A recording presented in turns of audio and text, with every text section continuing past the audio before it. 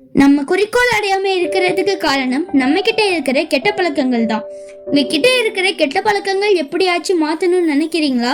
அப்போ இந்த கதை கேளுங்க. தமிழ் உறவுகளுக்கு அன்பு வணக்கங்கள். நான் உங்க லிக்னேஷ். நீங்க பார்த்துட்டு இருக்கிறது பொற்று லிக்னேஷ் சேனல். வாங்க கதைக்குள்ள போலாம். கோவில்பட்டி என்ற ஒரு சிறு கிராமத்தில் முருகேசன் என்ற ஒரு வாலிபன் வாழ்ந்துட்டு வந்தார். இவர் பத்தி சொல்லணும்னா ஒரு நடுத்தர குடும்பம் சேர்ந்த ஒரு நல்ல மனசு கொண்டவன். யாரும் உதவின்னு கேட்டா இல்லைன்னு சொல்ல மாட்டாரு. இப்படி என்ற முருகேசனுக்கு சிறு வயசுல அவரோட அப்பா அம்மா ஒரு விபத்துல இறந்து விட்டாங்க. அப்போல இருந்து அவரோட பாட்டி தான் அவருக்கு வளர்த்திட்டு வந்தாங்க. இந்த உலகத்திலேயே அவருக்கு இருக்கிறது அவரோட பாட்டி மட்டும்தான். ஆனா அவருக்கு அவரோட அப்பா அம்மா இழப்பு மட்டும் தாங்கவே முடியல.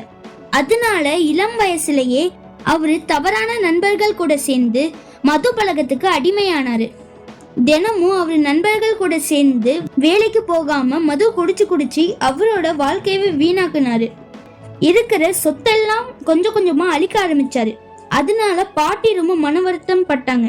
அதுக்கப்புறமா வழக்கமா நம்ம ஊர்ல பெரியவங்க நினைக்கிறது தான் பாட்டியும் முடிவு செஞ்சாங்க. முருகேசனுக்கு கல்யாணம் பண்ணி வச்சா திருந்து விடுவாரு நம்பினாங்க. அதனால பக்கத்து ஊரில் ஒரு ரொம்ப எளிமையான நல்ல மனசு கொண்ட பொண்ணு முருகேசனுக்கு கல்யாணம் பண்ணி வச்சாங்க.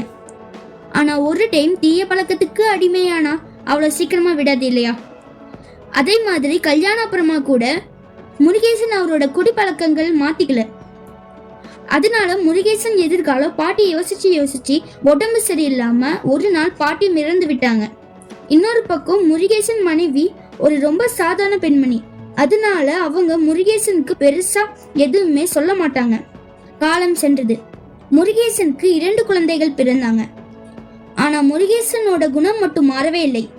அதனால கொஞ்சம் கொஞ்சமா வீட்டில் சாப்பாடுக்கு கஷ்டம் வந்தது. அவரோட மனைவி பக்கத்துல சின்ன சின்ன வேலை செஞ்சு குழந்தைகளுக்கு பார்த்துட்டு வந்தாங்க. கொஞ்ச நாள் அப்புறமா ரெஸ்ட் இல்லாதனால அவரோட மனைவிக்கு உடம்பு சரியில்லாம போச்சு. சரியா வேலைக்கு போக முடியல. அதனால வீட்டில் சாப்பாடுக்கு வழி இல்லாம போச்சு. அவங்க முருகேசன் கிட்ட சொன்னாலும் அவரு பெருசா கண்டுக்க மாட்டாரு. ஒரு இரவு 2 குழந்தைகள் சாப்பாடு இல்லாம பசியோட அழுறது முருகேசன் பார்த்தாரு. அந்த பிஞ்சு குழந்தைங்க சாப்பாடு இல்லாம அழுறது முருகேசனோட மனசு உடைந்தது.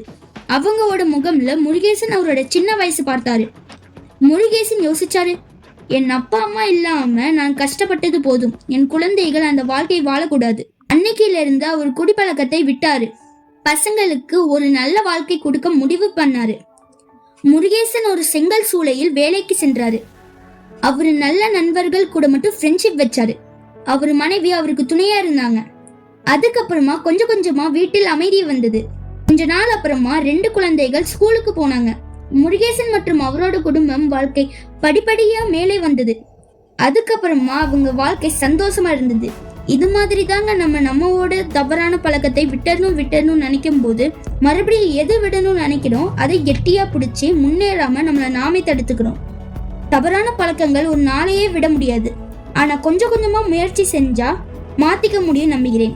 இந்த ஸ்டோரி உங்களுக்கு பிடிச்சிருந்தா ஒரு லைக் போடுங்க.